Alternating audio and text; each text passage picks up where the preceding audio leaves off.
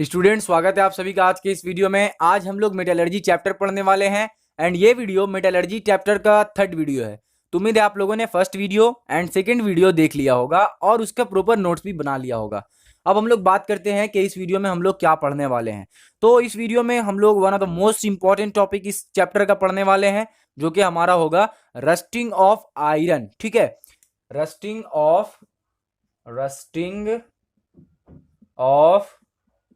Iron.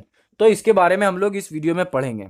अब बात करते हैं कि ये जो हमारा रस्टिंग लिखा हुआ है, तो आखिरकार ये रस्ट होता क्या है। व्हाट इज रस्ट, ये रस्ट आखिरकार क्या होता है।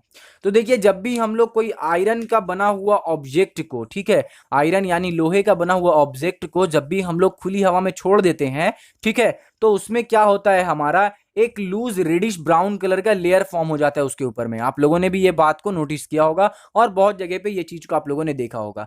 तो वो जो लेयर बन रहा है रेडिश ब्राउन कलर का, एक्चुअल में उसी को क्या कहा जाता है, उसी को रस्ट कहा जाता है। ठीक है, मान लीजिए कि ये हमारा आयरन का ऑब्जेक्ट है एंड इसको मैंने खुली हवा में छोड़ दिया, तो इसमें क्या होगा, इसके ऊपर एक लेयर बन जाएगा और वो लेयर बहुत ही लूज होगा और रेडिश ब्राउन कलर का होगा। उसको जब आप ऐसे हाथ से कीजिएगा तो वो इजीली हट जाएगा। एग्जाम्पल के तौर पे आप ले सकते हैं कि जो आपका घर का जो विंडो है, उस पर जो आपका लोहे का जो लगा हुआ है ग्रिल, उसको अगर आप टच कीजिएगा तो देखिएगा उसके ऊपर मे भी अगर पेंट किया हुआ नहीं रहा तो उसके ऊपर क्या होगा, आपका रस्ट हो जाएगा, रस्ट लगा हुआ रहेगा। ठीक है, तो बेसिकली जंग लगने को ही हम लोग कहते हैं रस्टिंग।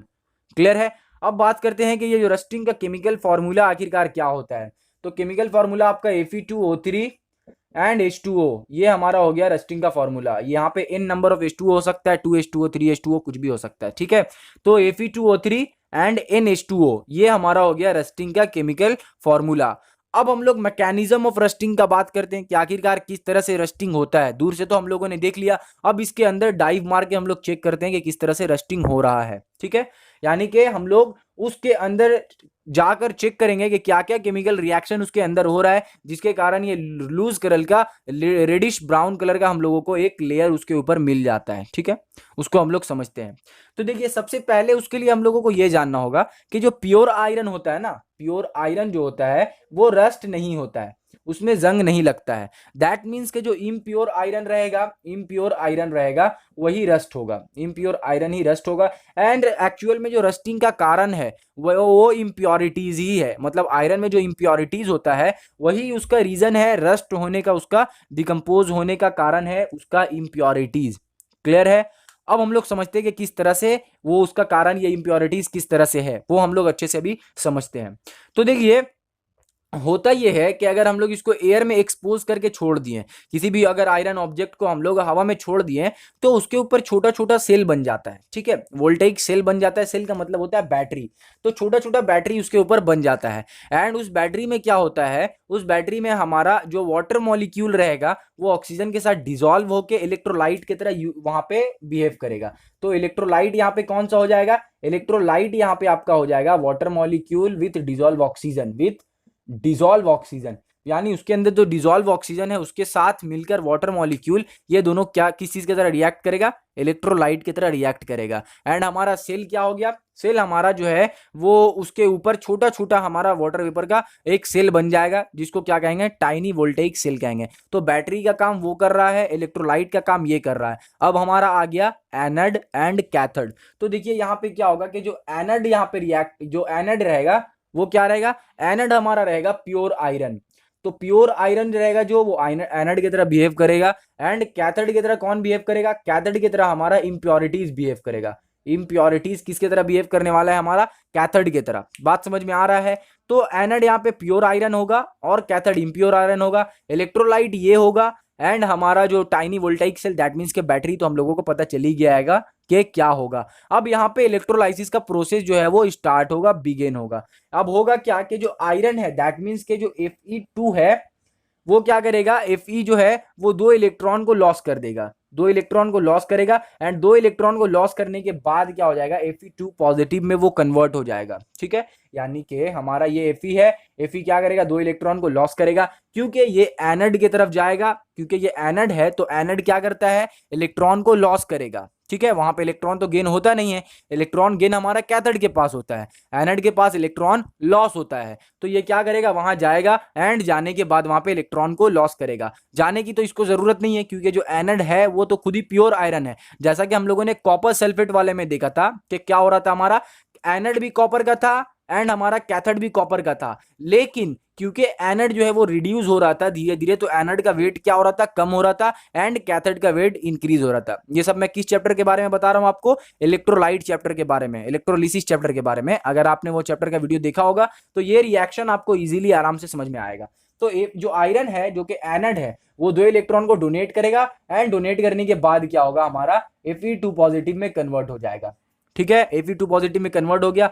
अब अगेन इसके बाद क्या होगा, इसके बाद वाला रिएक्शन हम लोग समझते हैं।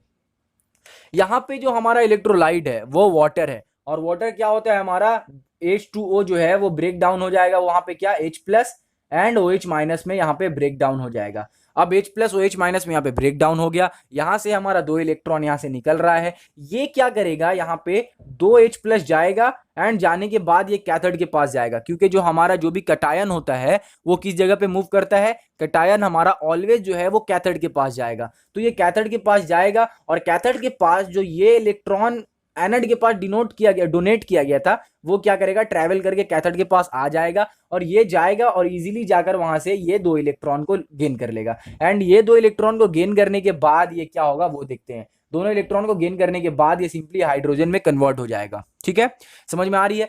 अब ये हाइड्रोजन में कन्वर्ट होगा तो ये H2 बन जाएगा और यहाँ पे इवॉल्व हो जाएगा। लेकिन कुछ पोर्शन जो 2H का है वो हाइड्रोजन ना बनकर क्या करेगा, हाइड्रोजन नहीं बनेगा, बल्कि क्या करेगा, वो जाकर डायरेक्ट हमारा ऑक्सीजन के साथ रिएक्ट करेगा। किस तरह से रिएक्ट करेगा, हाफ O2 यहाँ पे आकर रिएक्शन स्टार्ट हुआ इसका, एंड रिएक्शन में ये क्या फॉर्म कर देगा, रिएक्शन में जो हमारा फॉर्मेशन होगा यहाँ पे वो होगा H2O। ठीक है, H2O, यानी कि यहाँ पे वाटर मॉलिक्यूल वापस से फॉर्म कर रहा है। बात आपको समझ में आ रहा है। सबसे शुरू से हम लोग एक बार फिर से रिकैप करते हैं। यहाँ पे टाइनी वोल्टाइक सेल बन गया है, किसके ऊपर, हमारा आयरन का जो सरफेस है उसके ऊपर छोटा छोटा हम लोग का सेल बन गया है। ठीक है, वो सेल का काम कर रहा है, इलेक्ट्रोलाइट का काम यहाँ पे वाटर कर रहा है जो कि डिसॉल्व ऑक्सीजन के साथ रहेगा। एनोड का काम यहाँ पे प्योर आयरन कर रहा है, कैथोड का काम यहाँ पे इंप्योरिटीज कर रहा है। ठीक है, हो क्या रहा है, यहाँ पे आयरन जो है जो कि एनोड है वो दो इलेक्ट्रॉन को लॉस कर रहा है, लॉस करने के बाद Fe2 पॉजिटिव में कन्वर्ट हो जा रहा है, दैट मीन्स के कटायन बन गया। अब क्या होगा, जो हमारा यहाँ पे वाटर है वो ब्रेक डाउन होगा H plus and OH minus में। ब्रेक डाउन होने के बाद जो H प्लस है वो दो जब H प्लस हो जाएगा तो यहाँ से दो इलेक्ट्रॉन जो लॉस हुआ है उसको जाकर गेन करेगा। गेन करने के बाद दो नेसेंट हाइड्रोजन बनेगा एंड यहाँ पे जो ये बन रहा है इसमें से कुछ क्या होगा, हमारा हाइड्रोजन बन के इवॉल्व हो जाएगा एंड इसमें से कुछ जो है इधर आएगा एंड ऑक्सीजन के साथ रिएक्ट करके H2O बनाएगा। अब इसके ऊपर के इसको इरेज करते हैं एंड इरेज करने के बाद आगे समझते हैं कि हम लोगों का क्या होगा। तो ये जो यहाँ पे बन चुका है, यहाँ पे हम लोगों का रिएक्शन यहाँ तक हो गया है। ये जो H2O है वो क्या करेगा, वापस से जाकर ऑक्सीजन के साथ रिएक्ट करेगा। ठीक है, वापस से ऑक्सीजन के साथ रिएक्ट करेगा एंड अब की बार क्या होगा, इस बार जो यहाँ पे जो दो इलेक्ट्रॉन है तो दो और दो चार, यहाँ से चार इलेक्ट्रॉन आएगा और आने के बाद यहाँ प्लस हो जाएगा। ठीक है, जब ये प्लस होगा तो ये क्या फॉर्म करेगा, ये हमारा फॉर्म करेगा 4OH माइनस। ठीक है, 4OH माइनस, यानी कि यहाँ पे हमारा अनायन बन गया। बात आपको समझ में आ रहा है अच्छे से। यहाँ पे कुछ जो हाइड्रोजन था वो तो इवॉल्व हो गया एंड कुछ जो हाइड्रोजन था वो ऑक्सीजन के साथ रिएक्ट करके वाटर मॉलिक्यूल में कन्वर्ट हो गया। अब ये वाटर मॉलिक्यूल डिसॉल्व ऑक्सीजन के साथ वापस से रिएक्ट किया एंड साथ ही साथ जो 4 इलेक्ट्रॉन है उसके साथ भी रिएक्ट कर रहा है। ठीक है, केमिकल इक्वेशन को आप लोगों को इसमें थोड़ा सा याद करना पड़ेगा। तो 4 इलेक्ट्रॉन के साथ जब रिएक्ट कर रहा है तो ओवरऑल ये क्या बन रहा है, 4OH माइनस। यहाँ पे 2 O है और यहाँ पे 1 O है, तो यहाँ पे क्या करना होगा, यहाँ पे 2 लिख देना होगा जिससे कि क्या हो, हमारा बैलेंस हो सके। अब देखिए बैलेंस हो रहा है या नहीं, दो यहाँ पे ऑक्सीजन है और यहाँ पे भी दो ऑक्सीजन है तो 4 ऑक्सीजन यहाँ चला गया, हाइड्रोजन दो दो चार, 4 हाइड्रोजन है तो यहाँ पे 4 चला गया एंड 4 इलेक्ट्रॉन है तो यहाँ पे नेगेटिव दिए तो यहाँ पे 1 इलेक्ट्रॉन, 2 इलेक्ट्रॉन, तीनों 4 इलेक्ट्रॉन यहाँ पे एक्स्ट्रा हो गया। यहां तक तो आप लोगों को समझ में आ गया होगा। अब हमारा आता है एक और स्टेप जिसमें क्या होता है कि Fe2 प्लस जो था, दैट मीन्स कि ये वाला जो था वो क्या करेगा, ये वाला सिंपली जाएगा एंड इसके साथ में रिएक्ट करेगा, लेकिन ये 4 के साथ रिएक्ट नहीं करेगा, यहाँ पे ये 2 के साथ रिएक्ट करेगा। यानी 2OH माइनस के साथ रिएक्ट करेगा एंड रिएक्ट करने के बाद जो फॉर्म करेगा वो क्या होगा, फेरस हाइड्रो ऑक्साइड, यानी FeOH ट्वाइस यहाँ पे ये फॉर्म कर देगा। बात आप लोगों को समझ में आ रहा है। अब ये जो फेरस हाइड्रो ऑक्साइड फॉर्म हुआ है ये वापस से क्या करेगा, ये वापस से जाएगा एंड ऑक्सीजन के साथ रिएक्ट करेगा। फेरस हाइड्रो ऑक्साइड जो यहाँ पे हमको मिला है वो जाएगा एंड जाने के बाद यहाँ पे वाटर के साथ रिएक्ट करेगा। यहाँ पे कितना मोल रहेगा, यहाँ पे 4 mole of ferrous hydro oxide oxygen के साथ रिएक्ट करेगा एंड रिएक्ट करने के बाद क्या होगा, यहाँ पे हमारा Fe2 बनेगा, Fe2O3 H2O यहाँ पे बन गया हमारा H2O प्लस यहाँ पे H2O बाहर भी लिबरेट हो जाएगा। अब यहाँ पे हम लोग बैलेंस करते हैं। बैलेंस किस तरह से करेंगे, यहाँ पे 4Fe है, यहाँ पे 2 है, दैट मीन्स कि इसको 2 और चाहिए तो यहाँ पे 2 लिख देंगे। ठीक है, अब देखते हैं कहीं कुछ गड़बड़ तो नहीं हो गया। यहाँ पे हमारा 2 2 4 पूरा हो गया। अब बात करते हैं ऑक्सीजन का, तो ऑक्सीजन यहाँ पे 3 2 6 है, एक यहाँ पे हमारा 7 है और एक यहाँ पे 8 ऑक्सीजन है। ठीक है, तो यहाँ पे चेक करते हैं 8 है कि नहीं। यहाँ देखिए 2 दूना 4 ऑक्सीजन और 4 दूना 8 और 2 आपका हो गया 10 ऑक्सीजन। तो यहाँ पे 10 ऑक्सीजन है, लेकिन इस जगह पे कितना ऑक्सीजन है, 8 ऑक्सीजन है। दैट मीन्स के 2 ऑक्सीजन अभी यहाँ पे कम पड़ रहा है। ठीक है, लेस हो रहा है 2 ऑक्सीजन। तो 2 ऑक्सीजन हम लोगों को इंक्रीज करने के लिए या तो यहाँ पे हम लोग 2 दे सकते हैं या फिर यहाँ पे हम लोग 2 सिंपली लिख सकते हैं। ठीक है, तो सिंपली हम लोग यहाँ पे 2 लिख देते हैं। यहाँ पे 2 लिख रहे हैं तो अब देखेंगे कि हम लोगों का हाइड्रोजन जो है वो पूरा कंप्लीट हुआ है कि नहीं।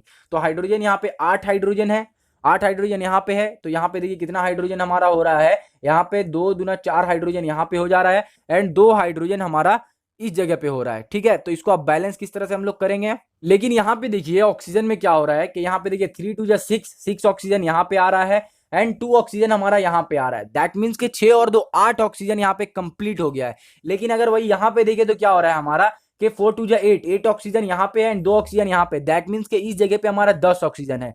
तो 10 ऑक्सीजन को कंप्लीट करने के लिए एंड साथ ही साथ हाइड्रोजन को भी कंप्लीट करने के लिए हम लोगों को क्या करना होगा, यहाँ पे सिंपली 2 लिख देना होगा। अब फिर से वापस से बैलेंस करके चेक करते हैं कि क्या हमारा बैलेंस हो गया है या नहीं। यहाँ पे देखिए 4 फेरस, यहाँ पे 4 Fe है। ठीक है, कंप्लीट है ये। ऑक्सीजन को अगर देखें तो 3 2 6 ऑक्सीजन एंड 2 इधर एंड 2 इधर। दैट मीन्स के 6 और 4 कितना हो गया हमारा 10 ऑक्सीजन। तो यहाँ पे अगर हम लोग चेक करें तो 8 ऑक्सीजन ये हो गया, यानी कि 4 2 8 ऑक्सीजन यहाँ पे है एंड 2 ऑक्सीजन यहाँ पे, यानी 10 ऑक्सीजन। तो ऑक्सीजन भी हमारा कंप्लीट हो गया। अब बात आता है कि हाइड्रोजन हमारा कंप्लीट हुआ है या नहीं।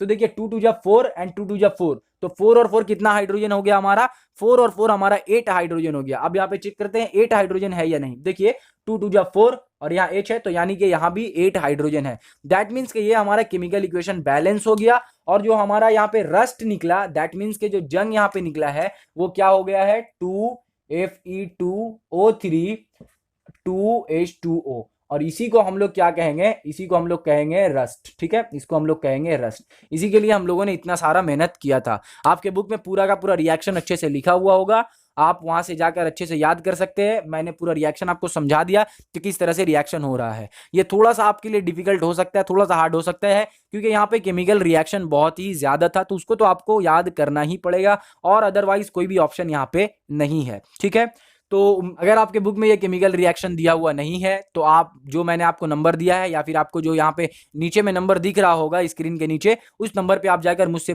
बोलिए सर कि मेरे पास जो है मेरे बुक में ये रिएक्शन दिया हुआ नहीं है, तो मैं आपको एक कॉपी में रिएक्शन लिखकर आपको फोटो खींचकर भेज दूंगा। ठीक है, उम्मीद है आपको वीडियो में जो भी मैंने समझाया है समझ में आ गया होगा। और अगर आपने चैनल को अभी तक सब्सक्राइब नहीं किया है तो तुरंत सब्सक्राइब कर लीजिए, ताकि जब भी मैं नेक्स्ट वीडियो डालूं तो आपके पास नोटिफिकेशन पहुंच जाए। मिलता हूं आपसे नेक्स्ट वीडियो में, तब तक के लिए अपना ख्याल रखें।